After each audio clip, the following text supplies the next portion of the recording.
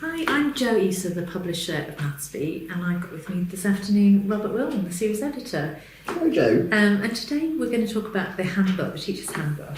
And I just wondered whether you could just talk about why we produced this. So here we are, almost literally hot off the press. Well, partly I'm going to do this because they're quite light, because they're quite small, because they fit quite nicely in a bag.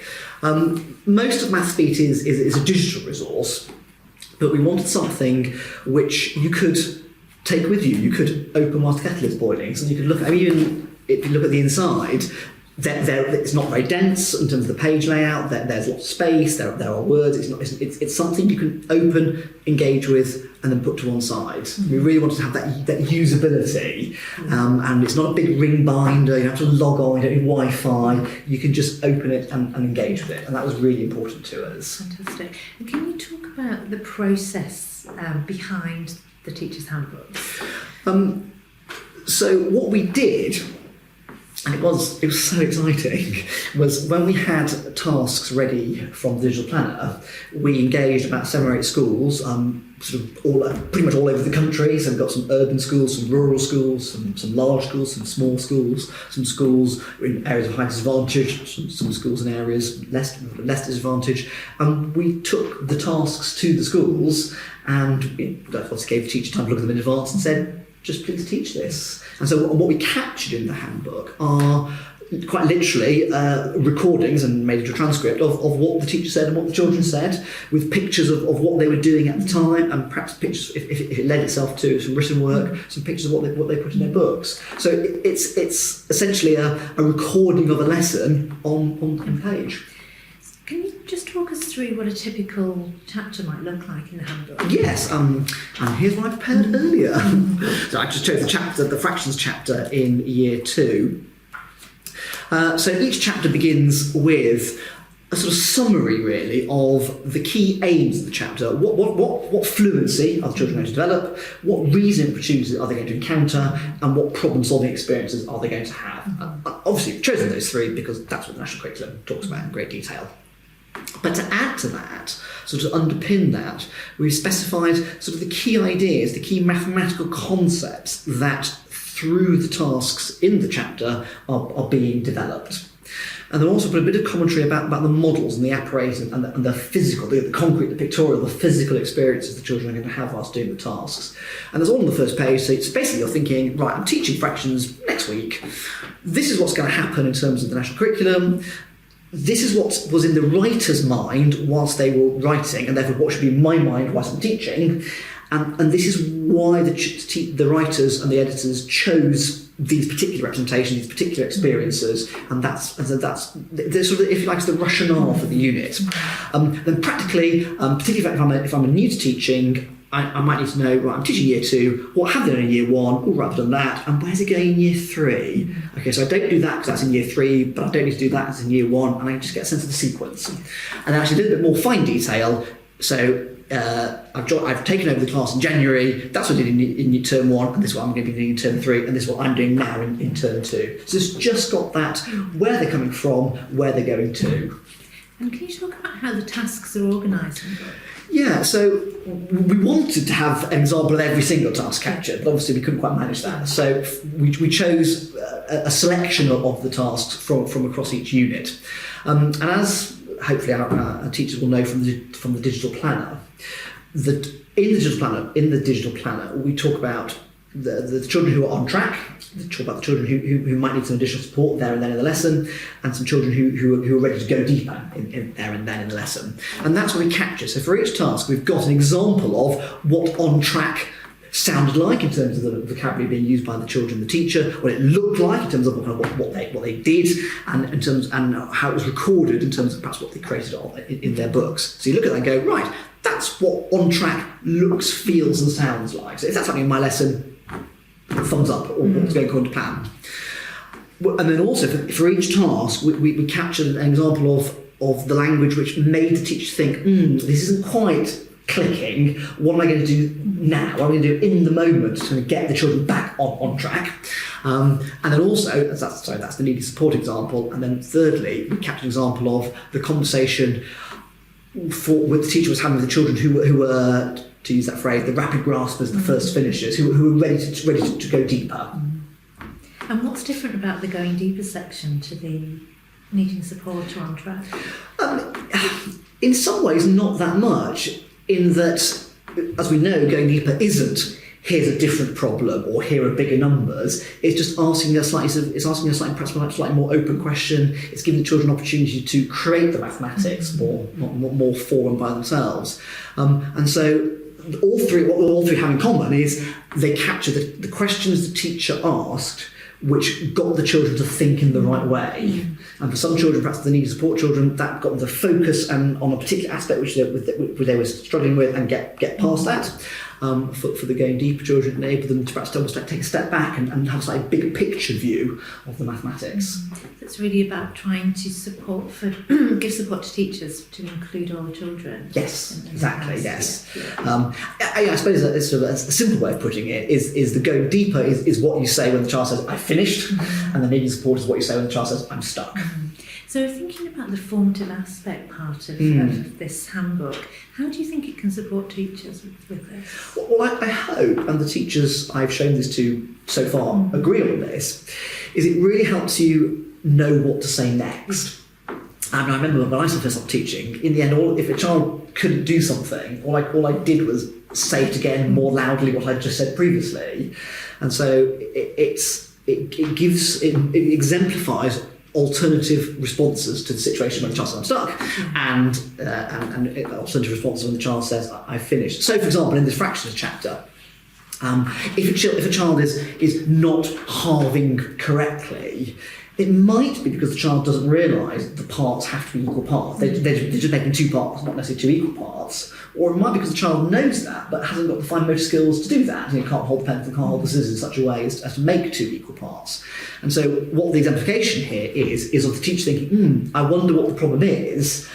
I will try and ascertain, is it the knowledge or is it the procedural skill? And that's what the teacher did, and then you can see from the transcript what happened next. And so it's helping the teacher ask those diagnostic questions. I can see this is not working, but what might be the reason why it's not working? I'm going to ask this question, and it exemplifies what happened next. And we try to capture it here. Yes. Yeah, brilliant. So I just want to talk about reasoning. I know it's something you're really passionate about, and you've spoken about it in some previous videos. Can you talk about how the handbook can support teachers to really develop reasoning in their classroom? Reasoning sort of worries teachers sometimes because they think they have to have some really complicated mathematical questions to ask the children. What the handbook shows is that quite simple questions, tell me what you're doing, why did you do that, what do you think would happen, what did happen, why do you think that did happen, what next? Those questions used again and again in a fractions task, in a geometry task, in a number place value task, they catalyse the reasoning, they unlock the reasoning. And so I think what the handbook shows is actually quite simple questions followed by pauses for the children to respond will make reasoning happen. Particular questions we use again and again throughout MathsBeat. So what's the same, what's different, odd one out. There's examples of how those are used. But actually, just look at this page here. What should you have done? How could you do that? What's the problem? Would they each get a cherry? Those are really simple questions. But I look at the child's responses, and the children are beginning to reason in response to those questions. You've mentioned also repeating some of those phrases like what's the same, what's different. So how do you think this supports with developing mathematical vocabulary? Well, I think again, by capturing actual lessons from actual classrooms, actual teachers and actual children. And none of this was set up, none of this was sort of done in some sort of artificial scenario. These were real schools we walked into and said, "Hi, we're here from MathsBeat. Are you year two ready for us?" No, okay, fine.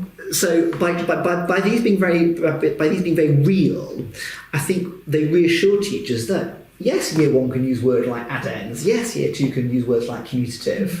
It shows you how that formal vocabulary can be used by the teacher, modelled, repeated, reinforced, and then picked up by the children. If I look at the beginning of a task where language is introduced, I can see by the end of the task, on this day in this school in Kent, the children were using it. And so I think it's really powerful for the teachers who are perhaps nervous about using that formal vocabulary. how do you introduce it, how do you embed it, and will children pick it up? Yes. Robert, how does the handbook support with developing conceptual understanding?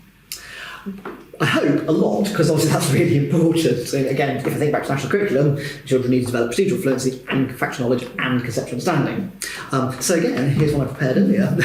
So flicking through, I really like this example from year 1. So this is an example about multiplication from year 1. Obviously in year 1 they're not writing for 4 multiplication symbol 2 or 3 multiplication symbol 7 yet. So what needs to happen in year 1 is children develop an understanding of groups, of equal groups, and the number of those groups. And so this task begins as a skip counting task. There are 2 children getting into a car, then another 2 children getting into a car, then another 2 children in a car. So it begins as a 2, 4, 6, 8 skip counting task. But then what we can see in the transcript is how the teacher is pulling out that there are 2 counts happening here. There's the number of cars, or the number of groups, sorry, and the number of children in each group. So there are 3 cars, each with 2 children in. There are 4 cars, each with 2 children in. And that's all that happens, but that's a really secure foundation that's being laid for later in year 1, and of course going on to year 2 and beyond, when that becomes really important. Interpreting 3 multiplication symbol 4 as being 3 groups of 4 or possibly 4 groups of 3. I really like the way in this task that teacher is making that point firmly, but not going too far with it, just getting the children to talk about there are 2 things we're counting here, the number of children and the number of cars. And how do you think teachers watching this, if they were going to sort of try this out, how do you think they could use it as part of their professional development? What I hope they would do is think, firstly, just being able to be honest with themselves. Would I have done that? And I think when I first taught year 1, no, I wouldn't have done. I would have done some skip counting. Well, job done, skip counting, on we go. So I think they would realise actually the importance of knowing where the learning is going in year 2, year 3 and beyond, if you're a year 1 teacher, and just sowing those seeds, laying those foundations, so choose your metaphor.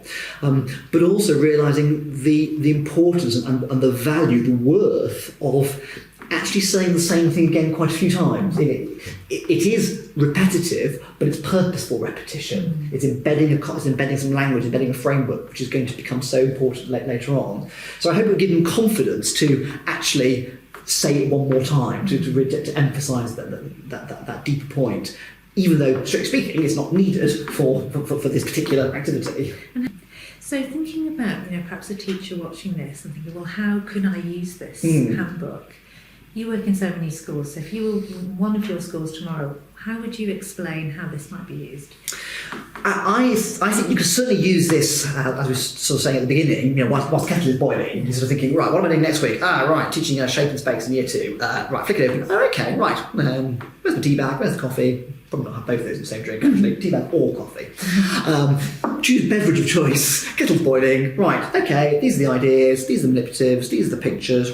Right, okay, that's really helped me shape my lesson designing, my PPA time for next week. And I think there's huge value in just seeing how did somebody else do the lesson I'm going to do in a week's time. What I think is even more rich with these is I can imagine using them. In fact, I'm going to be doing this quite soon in a training session, in a sort of staff meeting or sort of something.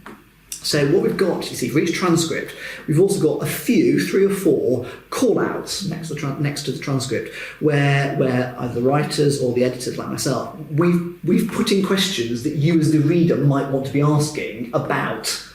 Why did the teacher say this at this point? What do you think was in the teacher's mind when she asked this question? What do you think was in the child's mind when he gave this response? And what I'm going to be doing is using the transcript, perhaps covering up the call-outs, and almost saying to my teachers, what questions would you be asking the teacher if you could at this moment? And then perhaps reviewing the call and saying, well, this is what I was thinking of. And really trying to get the teachers in the training session to be thinking about the choices that the teacher in the lesson made. Every single one of these lines of dialogue is a choice that the teacher made. Why did the teacher choose to say this at this point, not that at that point? And I think having an actual genuine lesson which you can go through with the proverbial fine-tooth comb and really, I'm going to say pull it apart, that sounds negative, I don't mean that, really kind of really forensically analyse it.